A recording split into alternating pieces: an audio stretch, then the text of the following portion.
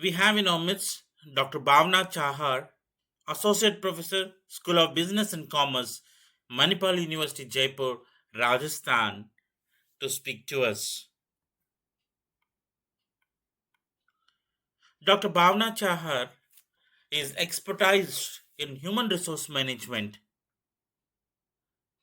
From her research desk, she has more than 20 research publications, attended by now more than 55 international conferences. She has conducted two conferences. Besides, she guided 8 scholars, conducted one project, delivered from her expertise 4 invited lectures, and from her research pen, 5 books have been published, and she has been honored by different organizations. And by now, she has received 2 awards, and I might have had the opportunity of honoring Madam previously. Thank you very much, Madam, for being with us.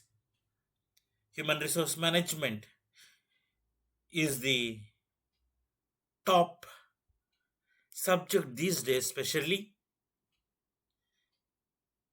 And from your expertise, today's human resource management talk related to women leadership empowerment would definitely build the intelligence factor. Thank you very much for being with us and kindly speak to our audience. Now, Dr. Bhavna Chahar. Business Management and Analytics 2020. I'm Dr. Bhavna Chahar, Associate Professor, School of Business and Commerce, Manipal University, Jaipur. The topic for my speech is emotional intelligence, a teacher-student perspective. In today's economy, especially in knowledge-based service and manufacturing industry, the biggest task in front of the top management, HR department, managers at various levels in the organization is to motivate, retain good employees, satisfy, increasing the productivity, and most importantly, to deal with the employees. If we talk about education sector, the task in front of the faculties, teachers is to deal and handle and manage the behavior and emotions of students intelligently, as they are the most important stakeholders. In the pandemic situation, this topic becomes more important as whatever educational work we are doing, it is in online mode. Emotional intelligence is more modern concept and was fully developed in the mid 1990s by Daniel Goleman, Reuven Baron, and Mears and Salovey. Emotional intelligence is the measure of an individual's ability to recognize and manage their emotions and the emotions of other people, both individually and in groups. It is an aggregate of individuals' cognition of own and others' emotions, feelings, interpretation, and action as per environmental demand to manipulate the consequence, which in turn result in superior performance and better human relationship. If we talk about the benefits of higher emotional intelligence, then we would say like people with higher emotional intelligence find it easier to form and maintain interpersonal relationships and to fit into group situations. People with higher emotional intelligence are also better at understanding their own psychological state, which can include managing stress effectively and being less likely to suffer from depression. IQ and emotional intelligence. The measurement of emotional intelligence is EQ. The measurement of intelligence is IQ. IQ and emotional intelligence attempt to measure different forms of human intelligence. Along with personality, these measures make up an individual's psyche. Emotional intelligence is one part of the human psyche that we can develop and improve by learning and practicing new skills. There are four major pillars of emotional intelligence, and these are the two competencies. First competency is personal competency, and second competency is social competency. In personal competency, self-awareness and self-management comes. In social competency, social awareness and relationship management comes. Self-awareness and social awareness is about the individual who is actually visualizing, who is actually monitoring himself or herself, what they see, what type of changes they are actually able to see in themselves. And for betterment or to manage their relationships or for self management, what actually they are doing, it will come under self management and relationship management. In personal competency, which is made up of your self awareness management skills, which focus more on you individually than your interactions with other people. Personal competence is your ability to stay aware of your emotions and manage your behavior and tendencies. Self awareness is your ability to accurately perceive your emotions and stay aware of them as they happen. The second component of personal competence is self management, which is the ability to use awareness of the emotion to stay flexible and positively direct your behavior. The second important parameter is social competence, which is made up of your social awareness and relationship management skills. Social competence is your ability to understand others, people's mood, behavior, motives in order to improve the quality of your relationship. The first dimension of social competence is social awareness, which is the ability to accurately pick up on emotions in other people and understand what is really going on. The second component of it is relationship management, which is the ability to use awareness of your emotions and the other's emotions to manage interactions successfully. Morty Boyce in 2005 have talked about emotionally intelligence teaching. According to him, when you are with your learners, you have the chance to connect with them beyond the transmission and discussion of ideas and facts, and thereby to transform the experience both for you and them. If you do not use emotional intelligence in your teaching, then the value of both your subject knowledge and your learning and teaching methods can be seriously diminished. He has talked about three important dimensions: subject knowledge, learning and teaching methods, and last one is emotional intelligence. So, what does emotionally intelligent teaching look like? First is maybe the first thing of a teacher, the faculty, is the approachability. Faculty can answer any question on topic, clear speaking. They are the expert of their own areas. They can provide good material. They manage their time very well. They're authoritative because they are expert in their own area. They are knowledgeable, clear directions. They demonstrate empathy, good listener, good use of resources, and making eye contact. According to him, it will put these teaching qualities below under the most appropriate heading. Headings are subject knowledge, learning and teaching methods, emotional intelligence. Then it will look like this. Under subject knowledge, authoritative, can answer any question on topic, expert, and good material can come. Clear direction, clear speaking, good use of resources, manages time well will become part of learning and teaching method. Approachability, demonstrate empathy, good listener, make eye contact will become part of emotional intelligence faculty, and it will show the maturity on the part of faculty. These are the three important parameters or the dimensions which are being talked about Monty Boyce in 2005 in his model.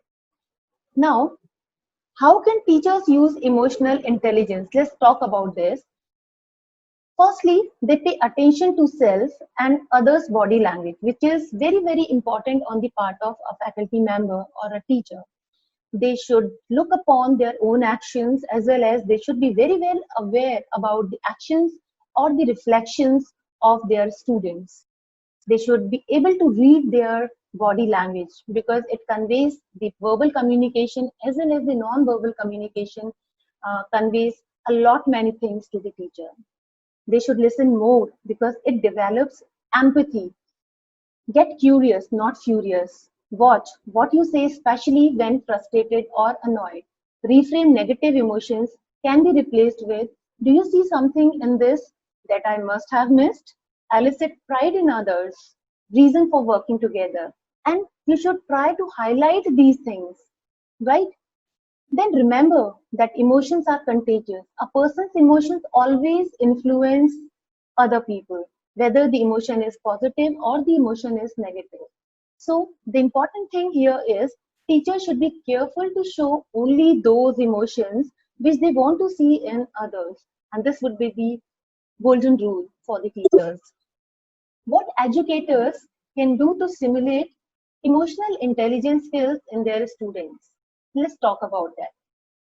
The few important factors which are coming out after so many researches, I'm discussing those factors now, which are very, very beneficial for the educators. By using these factors, it can be helpful for them in simulating the emotional intelligence skills in their students. The first one is clear communication, empathy, self-awareness, decision making, problem solving, sharing, one of the important factor, patience, again an important factor, listening, caring, getting along with others, gentleness, perseverance, self-motivation, and self-control. And if we see the Goldman's model, he has already talked about the four pillars of emotional intelligence. In some or the other way, these factors are revolving around those four factors. Emotional intelligence educational techniques. We will talk about few of the emotional intelligence techniques which would be very, very beneficial for the faculty members. The first thing is ice breaking, which is also known as, or you can say, the rapport building stage. This will enable students to get to know each other, and which is very, very important in the beginning of the session. Warm-ups, sponge activities to generate interest in or review of the lesson. Providing varied learning activities, this maintains interest and also allow for different learning styles. Brainstorming and discussions are always helpful as it encourages the sharing of knowledge and opinions. Role playing and simulation that are related to real world, but looking at the present scenario, this tough time, pandemic time, maybe we are unable to conduct role plays and simulations in our classroom because we all are following online teaching mode. So in this case studies, the self-designed case studies and the puzzles can be given to the student, and the answer can be taken after the class. In the beginning of the class, you can take the puzzle, you can give the puzzle to the student, you can share the case study, and the very next day you can discuss the case study with the student. You can also ask for the group presentation, group project work you can give, because that enhances the cooperation among the students, as well as they will discuss with each other, they will coordinate with each other. Even in online teaching, we can go ahead with such types of techniques like group presentation, discussing case studies online, discussing puzzles online. These things would be very, very helpful during this pandemic time where we are using and focusing on online teaching modes. Providing feedback, use of continuous assessment to help determine students' academic progress in the subject area. Managing expectation, which relates to giving feedback and making students aware of what is expected of them. And this is very, very important. Introduce journal writing. This familiar educational tool can be an effective way to help students develop self-awareness along with developing writing skills.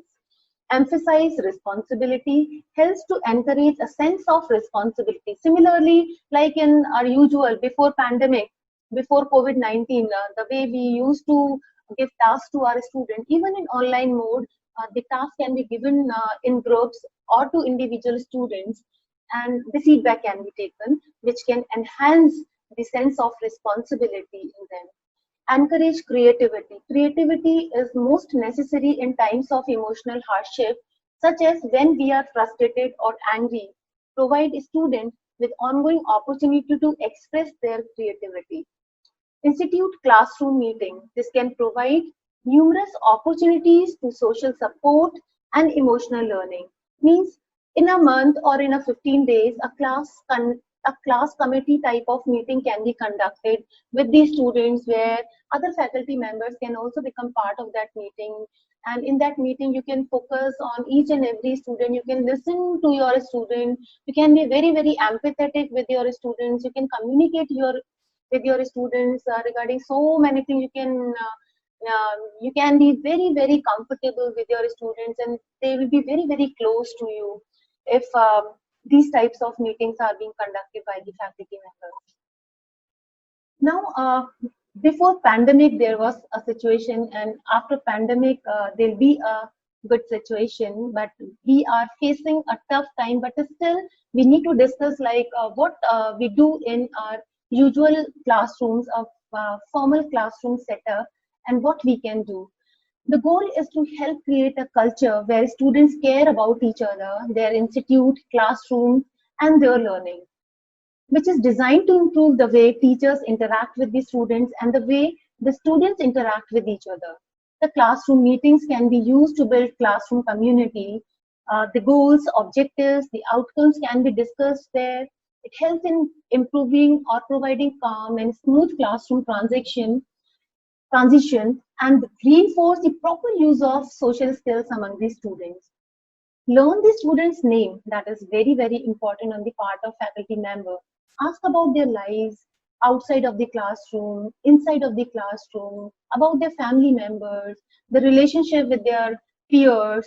Offer to help with assignments, offer more opportunities for student choice, because this will help in bringing that kind of bonding between the teacher and the student. Students' perception of their teacher can also affect cheating behavior. This is again one different point. Where students perceive that their teachers are competent and caring, they are less likely to cheat in those classrooms, and they are very, very faithful to their teachers, even if they are doing some mischievous activity or they are using some unfair means. They will be very, very honest, and they will be sharing that thing with the teacher to whom they trust more. Now, emotional intelligence, there's a strong correlation between students' emotional intelligence and their classroom behavior.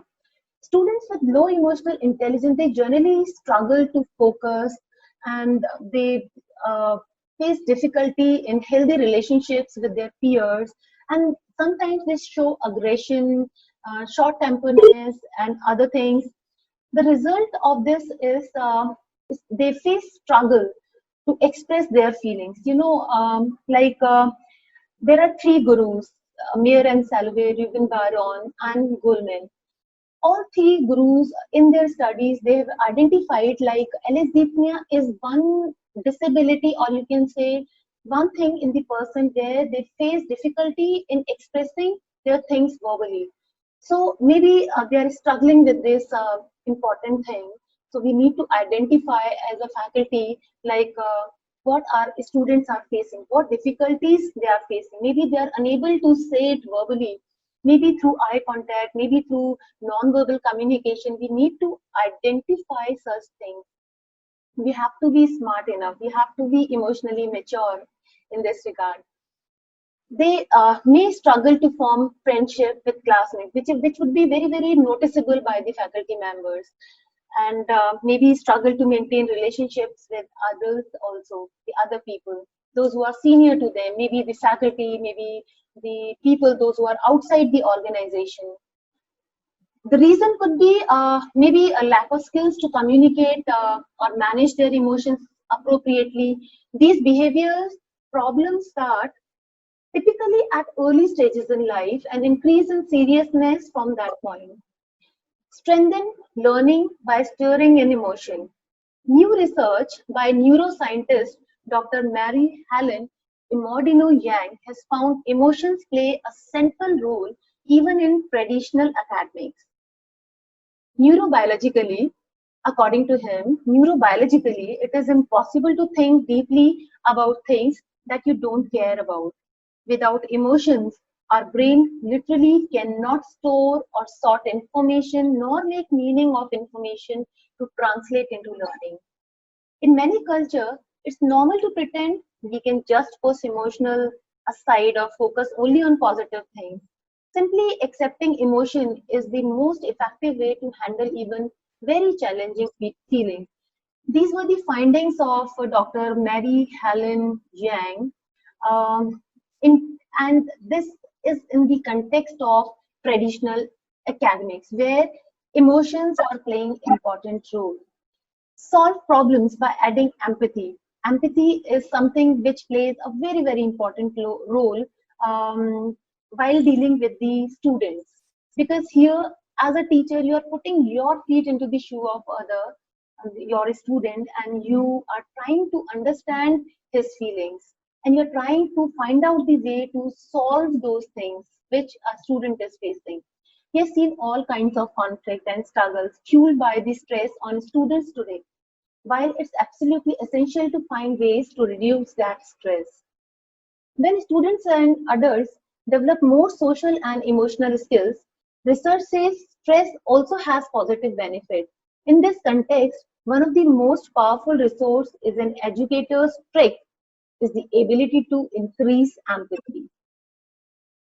By doing modeling or by using the modeling approach, one can do this thing, can create wonders or miracles in for teaching fraternity and for other teachers also. In research, it is found that when a significant adult in a family models more emotionally intelligent behavior, the children, the family members learn and copy these more effective behaviors.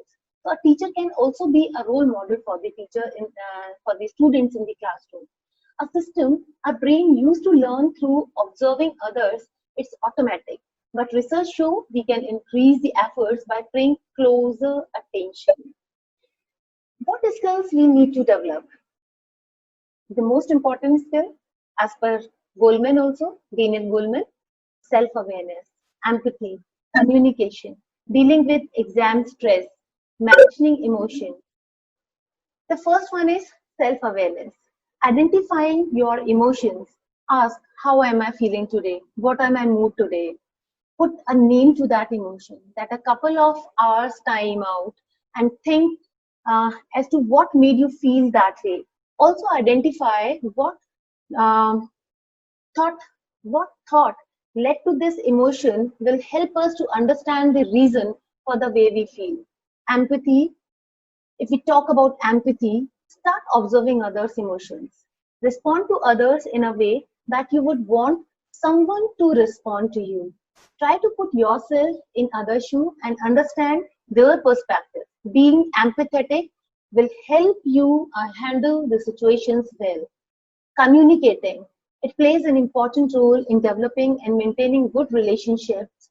Developing quality relationships has a very positive effect on our the ability to express personal concerns without anger or passivity is a key asset. Dealing with exam stress or any kind of stress. Stress is not always bad. Stress is just emotional strain on body's response to demanding circumstances. There are two kinds of stress. One is EU stress and another one is distress. EU stress, when you are buying a home, when you are getting married, that is the positive stress. When the type of a stress which a player feels or faces just before the match, whether maybe the cricketer or maybe the football player, and that enhances their performance. Distress, maybe you just came to know like you are suffering from some illness or you just injured or your job is gone, the organization just has sacked you. So these are the things which are negative. Then managing emotion. It is important to realize that what is being feeling, what is behind the feeling. Beliefs have a fundamental effect on the ability to act and on how things are done. Many people continually give themselves negative messages.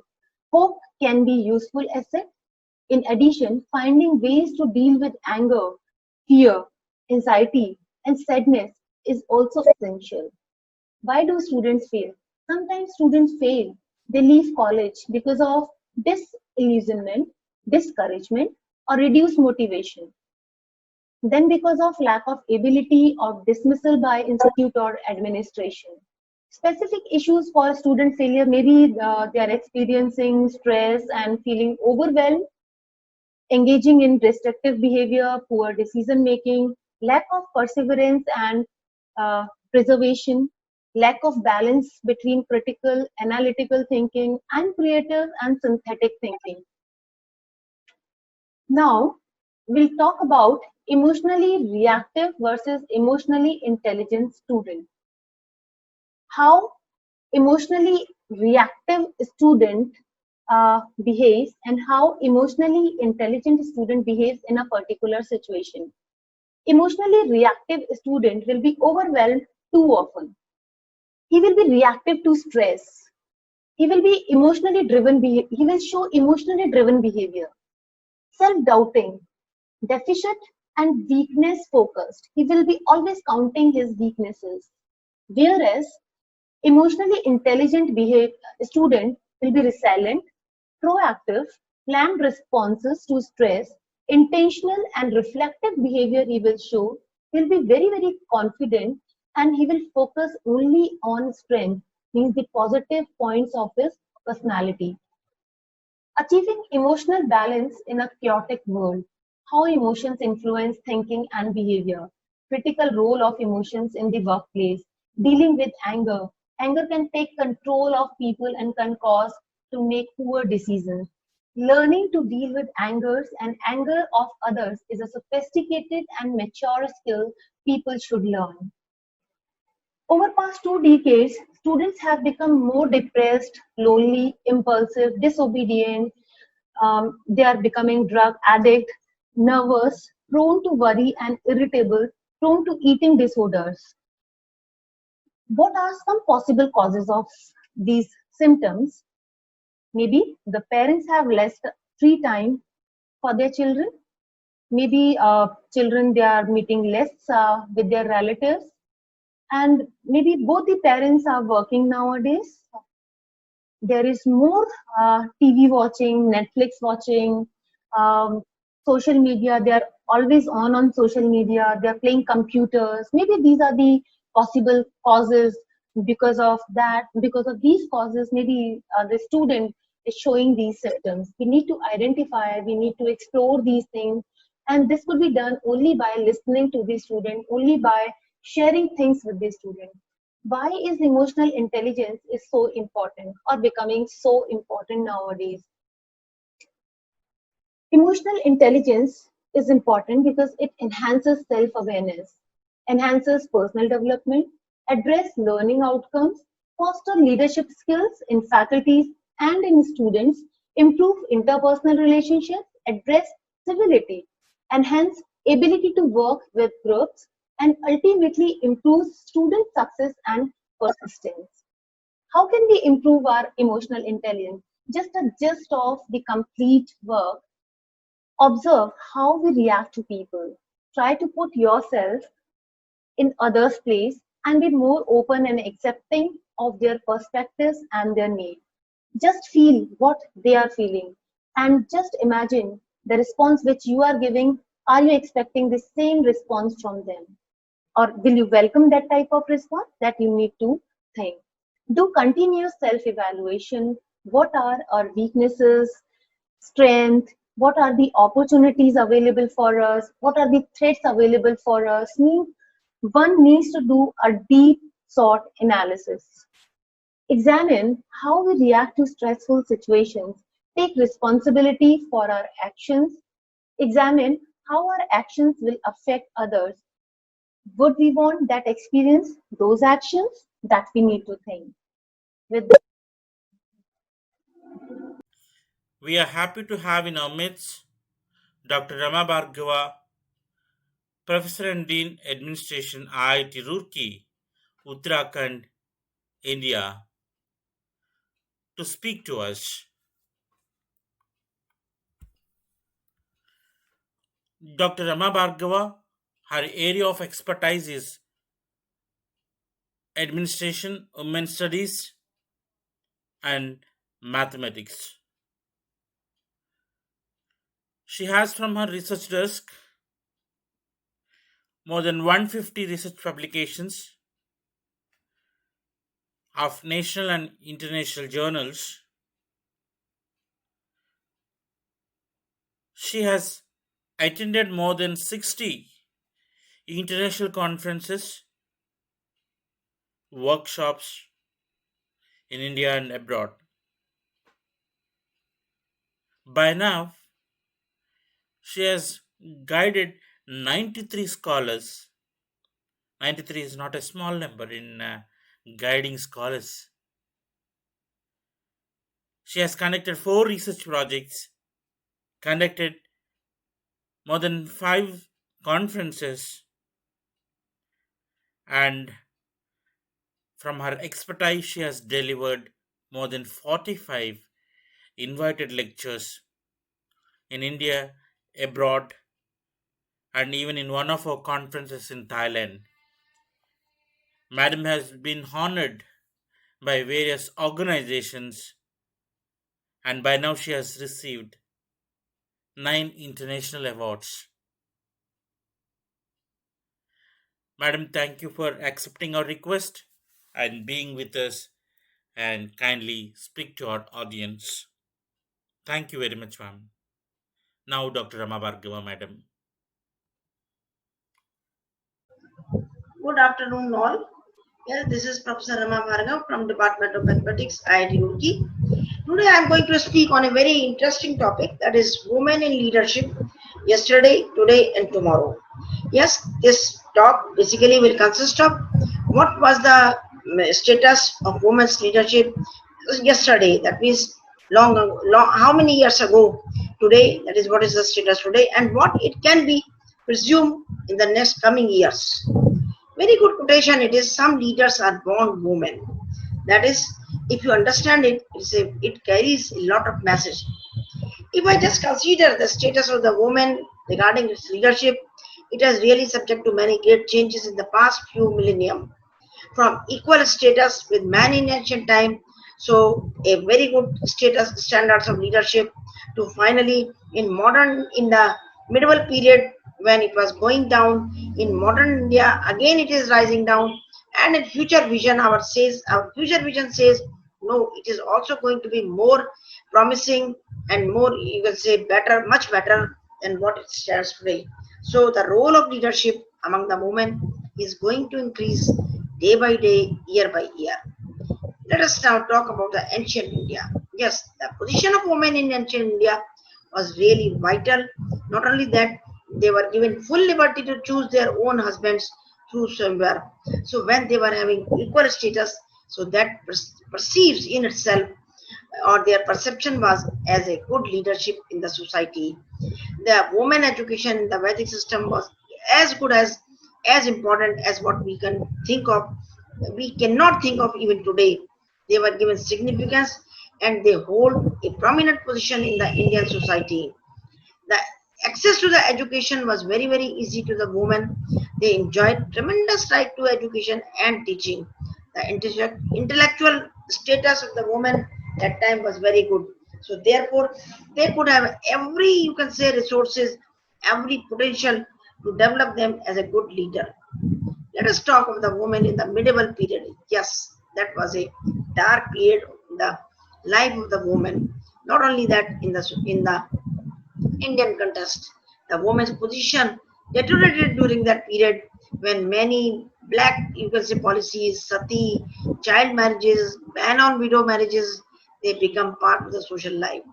Forget about it. Muslim, when when they conquered the India, they brought parda practice, johar, etc. The Devdasis of the temple women were sexually exploited. Polygamy was widely spread, and not only that, women were restricted only to Janana areas, so they were even not given, you can say, chance or promise to go ahead to have a breathing in the open space of the country, of the society. But even then, every darker line has a silver brightness. So there were some women, they excelled in the field of politics, literature, education, religion, like for example Razia Sultana, then Maharani Lakshmibai. Of course, then came the Bhakti movement. They tried to restore the woman status and questioned very violently, very aggressively some of the forms of oppression. Mirabai, a female saint poet, was one of the most important Bhakti movement figures. Shortly after the Bhakti movement, the message of equality between man and woman was propagated by Saint Guru Nanak, and that definitely was very much responsible for raising the standards of the leadership of women in the Indian society.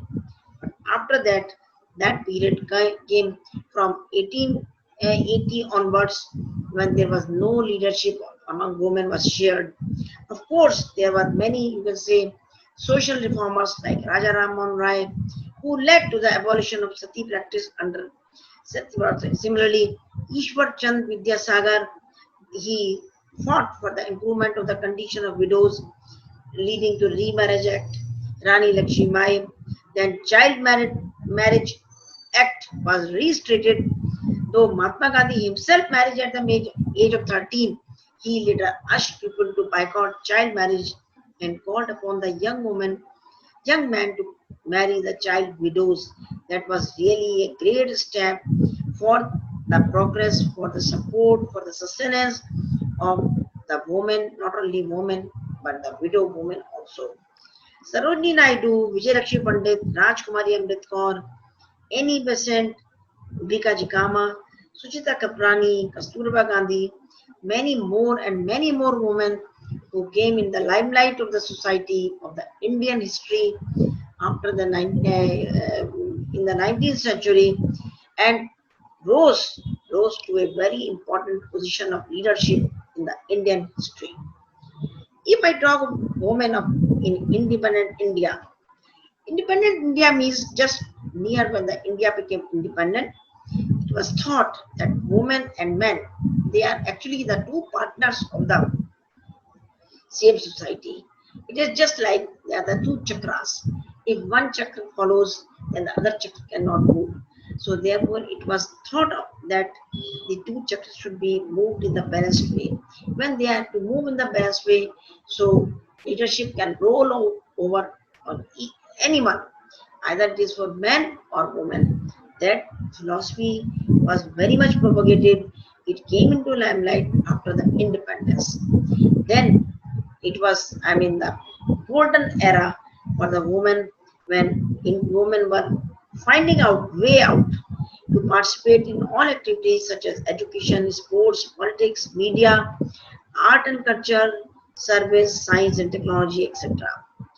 Indira Gandhi, really, who was the Prime Minister of India, she served as for 15 years, perhaps the longest serving woman Prime Minister all over the world.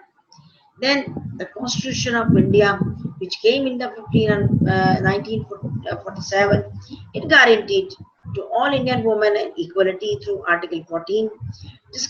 No discrimination of the state, Article 15. Equality of opportunity and equal pay for equal work by Article 39D.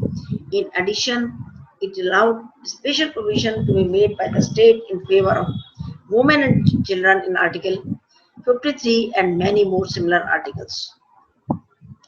If I just go through now the current issues are somewhat, they can be explained in terms of the threats: sexual harassment, family commitment, support from spouse, traditional mindset of society, maintain the balance between work and home, and faces more challenges than men. These are some of the threats. Some of them are obvious, but some of them arise with inherently for the woman. And these threats, they not only affect the working of the woman, but also on her demand for the role of leadership among the society. Let us first talk of educational and economic development. Gender inequality is a form of inequality which is distinct from other forms of economic and social inequalities, and it has been existing since long. This work, a lady cannot be asked and not be supposed to do each and every work. Okay, let us not forget to go and see that picture of Gunjan Saxena, where she was the first woman pilot, and as per the story tells, she was asked and she was devoid of not being involved in each and every type of flight on the condition, on the pretext, no, you are a lady, you cannot do. Gender inequality has adverse impact on development goals because it reduces the economic growth. It hampers the overall well-being because blocking women from participation adversely affects the whole society. This is not only in India, but it is prevalent all over the world in many developing countries. Gender bias in health concerns. Yes, National Rural Health Mission is one of the, you can say, the act of the government which has been implemented for sustaining the health in the rural areas. Our Prime Minister Modi ji has initiated for for developing Shauchalaya. Yes, it is very good because the problem of the Shauchalaya was creating a lot of problems only to the women. And remember, if a person is not physically fit, is not mentally fit, he cannot be not physically fit, not fit in the society, he cannot grow mentally. And if he cannot grow, he or she cannot grow mentally, he cannot go ahead and he cannot have a role of leadership. Because a leader has to be pure, a leader has to be fit mentally, physically, every time. So therefore, this very much affected the gender bias in health, has affected the women's health as well as women's thought process, women's movement, women's working, women's planning, everything it is. Women from infant stage to their old age always has got an unfair deal in the matter of health. Even today, woman is very much careless of her own, you can say, health. For her, the health of the family is more important, and she forgets about her own health. This is really very, you can say, very bad and not all well, but it has been happening not only today but since long, since years together. Women, but now the government is taking sufficient progress over this direction. Sex ratio in silence for long periods of time without seeking relief has been one of the most important, you can say, condition. The preference for a boy are really guilty of a bias. Even in well-to-do families, parents tend to spend more on the health care of boys rather than girls, which is not at all acceptable nowadays. When the woman has been awake, woman has become very alert, active, mentally as well as socially. The reproductive health status of women is really very pitiable because number of times as per the, you can say, the thought process of the society is like this, that if in spite if the woman is not able to produce a boy, he may have to reproduce 4, 5, 6 girls until a boy is there, which is really a very devastating condition for the woman. The need is to shift focus from the medical to the social, beginning with the healthy antenatal care. Let us see what is the problem of the working woman. Now the women are working almost in many domains, but most of the domains are very small one, the lower one. She is a nurse, she is a primary school teacher, she is working in Anganwadi, she is working in the houses as a maids, as the nannies. Is she working in the technology, in the you can say corporate world, in the science and development, in politics? How many are there? If you just see, the total percentage of the women is very, very small who are working at a highly reputed status of the society. Social attitude lags much behind the law. The attitude which consider women fit for certain jobs, not other, causes prejudice to recruit employees. Number of times it comes to it is called that, oh, you are woman, you are not able to do so. only a male can do so. And these people forget about it, that they have come in this world from a woman only.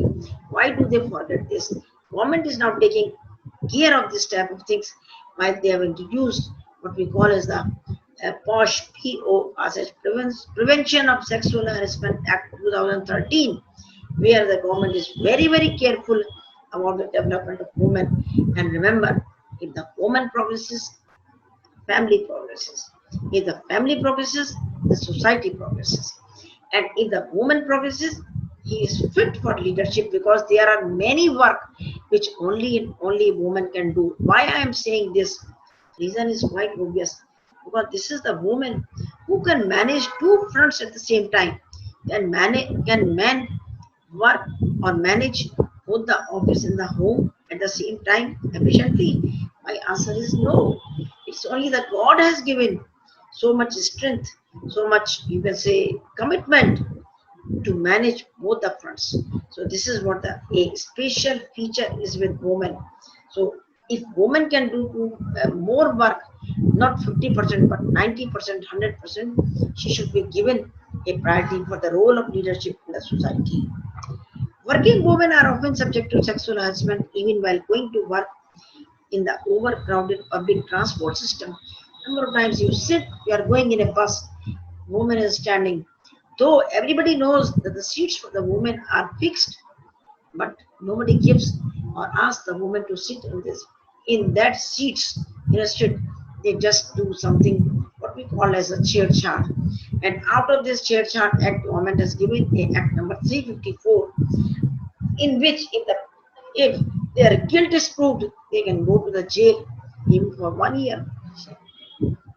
Most of the problems that beset working women are rooted in the social perspective, that men are the breadwinners, not the women. Women are only the housekeepers and child bearers. Is it true? No. If woman is liable only for as a housekeeper, do you think that it will be done in a very efficient mode? No. Woman has to know everything. Woman has to know mathematics. Woman has to know science. Woman has to know everything. Then only she can do the work in an efficient way. Education. If we talk of the education, the female literacy rate in India is lower than the male literacy rate. It has been always years together, but now if you find out, this literacy rate is reducing. The difference in the literacy rate is reducing day by day, no doubt. The Ministry of Education clubs girls with scheduled caste and tribes as the three most backward groups in education. The educational, economic, political, and social backwardness of women makes them the largest group hindering the process of social change.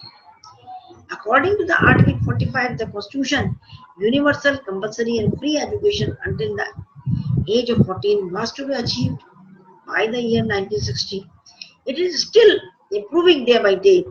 The low literacy rate among women brings down the national literacy rate. Women is basically the 50% of the, you can say, the population. If the literacy rate in the women is less, you see the national literacy rate reduces. Another most important thing and very, you can say, deplorable situation of the woman is violence against women. Stop it. The power of change is in our hands, none else. Whenever you just open your TV, see the newspaper, it is filled up with so many cases of violence against the women, against the rape cases, and at the top of all is the physical, sexual, and psychological harm suffering to women, includes threat of such act, coercion, arbitrary deprivation of liberty, whether in private or public life. This sexual harassment has been controlled, has been taken care by the government, as I told you, by the Act POSH, Prevention of Sexual Harassment Act.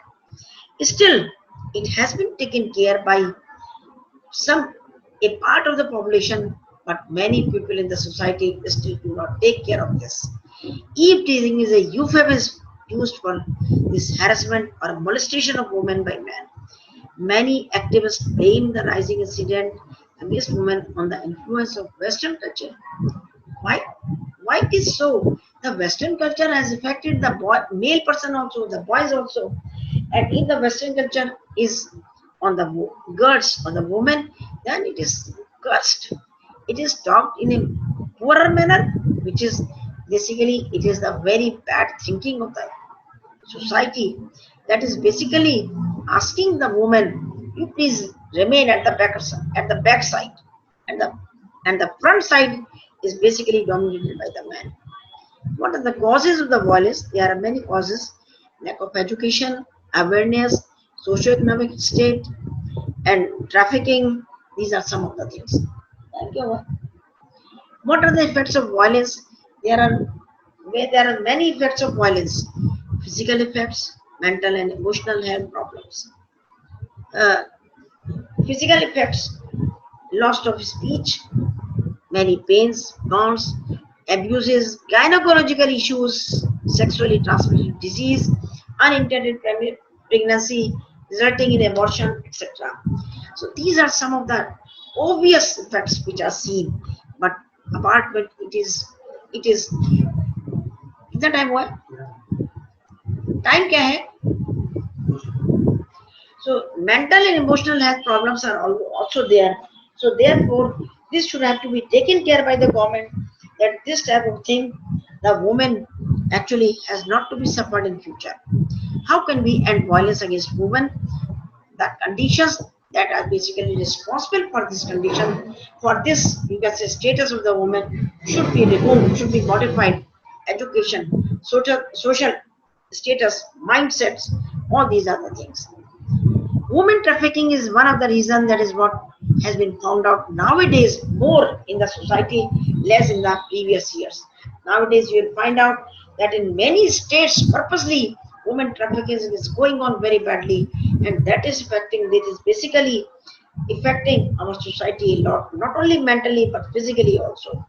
Dowry is another thing that is basically responsible for the woman's downfall.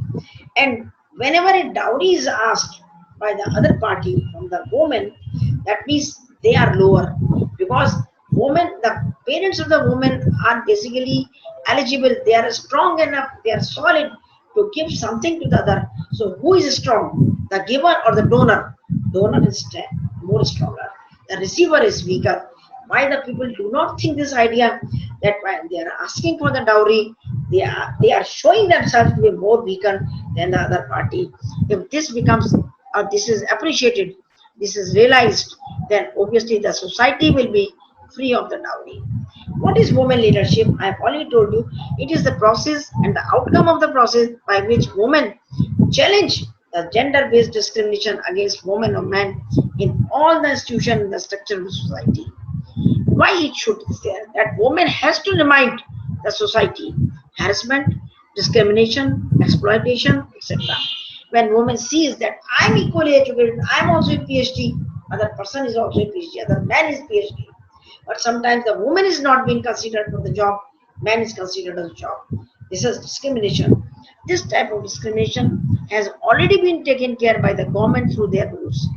Let me revisit the main problems: lack of education, financial constraint, etc., etc. If I revisit them, many of them has not taken care, not only by the government, by the society also. Remember, the problem in becoming the woman for leadership is not the problem of the government, it is the problem of the society. The society will have to think women constitutes or is an equal to man. There are many barriers for the leadership of the woman: structural barriers, institutional mindsets, individual mindset, and lifestyle choices. Structural barriers means they include lack of access to important informal network, such as events. There are many events happens. For example, there are many webinars are going on. Women are not told, not informed. This is a webinar. So, if the men are informed, women should also be informed so that they may get so much knowledge about this any system. These are the structural barriers. So we must be more inclusive, these women with our network. Institutional mindset. Institutional mindset is simply gender bias and stereotyping. For example, role of you can say persons or the recruitment. what happens when they go to the military, go for the pilot, go to the Air India, to the infantry, and their role is not considered equivalent to. They can be considered fit for the nurses because nurses, female nurses are required usually, but they are not considered equal if they are if there is some position in the corporate world, in scientific field, in technological companies. Similar is with the individual mindset. Data shows that most women reach the director level and stay there or self-select out of the workforce. The majority of women do not pursue vice president or president or good position for myriad of reasons. Lifestyle choices, that is include work-life balance, family choice, and other things. These choices are not negative, but they are considered barriers because they contribute to the leadership gender gap. Solution to these barriers, there are many solutions. If I just pass through this, I'll just come to this one very soon. That is how we can remove these barriers. Change institutional mindset. Overcome the structural barriers. Change individual mindsets. Yes, you can change the individual mindset because if you just compare the working of a woman with men of equal competency, of equal degrees, educational degrees, number of times you'll find woman is more sincere because she has to do the work. You can say honestly. Why honestly? Because she has to manage the house also. She has to manage the home also. So therefore, she is very sincere and fast. Accommodating lifestyle choices. This is what work-life balances. Work-life balances can, or work-life management, best it can be done by the woman, not by the man. One solution is very to seek employers that value and promote work-life balance and offer flexible options. Companies are now more responsive to employee and corporate pressure and chances that your colleagues also want the same thing. That is the very true thing, that your colleagues have to also should have the same opinion. What can learning and development do? Yes, it is essential for both men and women to be aware of these barriers and work together to minimize them. The society is constituted by men and women together. So every problem, every response, every project, every challenge has to be taken care by both of them in the same manner. If it is not necessary that only male can do, women can do. This will bring actual leadership in the society. Say school days, child labor. A lady, she is just 15 years, but her child is 18 months old. What are the ways to achieve for tomorrow's leadership? Self-help groups, Anganwadis, government schemes, microfinancing, self-employment. This is a very good initiative by the Indian government, which consists of 6S. Let us see what these S are. Shiksha, Swasth, Swalambam, Samajik Nyay, Samvedna, and Samta. These are the 6 important things. If each one of us understand this, right, no, days are not far when we'll have that men and women are equal. The leadership role between the two will have to be divided. As men are leaders, so women are also leaders. They are strong not only at the workplace but at homes also. Women of tomorrow is guided by brilliant education, software competency, changed attitude at home, increasing number of women in technology and science, expertise in management of both the fronts, and increasing self-confidence and motivation. Synergy, cooperation, physical strength, untapped energy is nothing but, you can say, the recognition of a woman, multitasking, innovation, and closeness with nature are another recognition of the woman. Let us have some examples, great examples. Mother Teresa, who said, I alone cannot change the world, but I can cast a stone across the waters to create many ripples. She was just like a stone who developed, who generated many more ripples in the society to generate. Indira Gandhi, she said to the housewives, you cannot shake hands with a clenched fist. Kiran Bedi, the great police officer, the first IPS police officer, but even she is respected today for her contribution. She was a great leader in the police academy. Oprah Winfrey, a great, you can say, leader of the South Africa. Queen Elizabeth. Still today, I mean, even in today, Queen Elizabeth is remembered, respected by her meticulous leadership. Nana Lal Kidwai, everybody knows nowadays Nana Lal Kidwai for her great leadership. Dr. Kiran Majumdar, the leader of the Biocom, she is still remembered how meticulously, honestly she is working.